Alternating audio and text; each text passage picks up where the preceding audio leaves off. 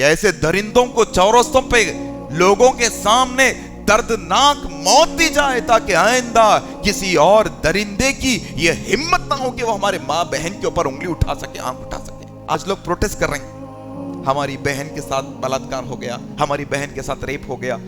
ہم یہ دعوت دینا چاہ رہے ہیں، یہ اسلام ہے جس نے خواتین کو تحفظات فراہم کیے، یہ خواتین کو وہ مقام دیا۔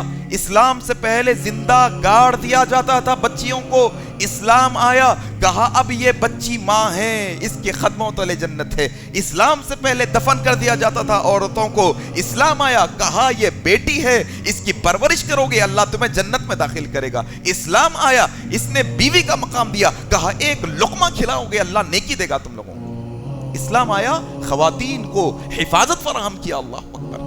میری ماں بہنوں یہ بات پھیلاؤ لوگوں کے اندر، میرے بھائیوں اسلام کے قانون کو نافذ کرو، انشاءاللہ آئندہ کوئی درندے کی ہمت نہیں ہوگی۔ اسلام کہتا ہے ہماری ماں بہنوں کی آبرو کی، ہمارے ماں بہنوں کی عزت کی اہمیت یہ ہے کہ جو درندے ان کی عزتوں پہ ہاتھ ڈالتے ہیں سرے عام ان لوگوں کو سنسار پتھروں سے مار مار کے دردناک موت کی سزا دی جائے گی چورستوں پر۔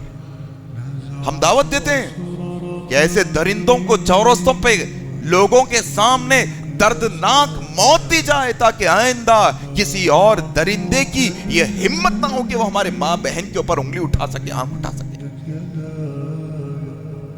اصل یہ ہے کام، وگرنہ ایسے درندے آتے جائیں گے، چلے جاتے جائیں گے۔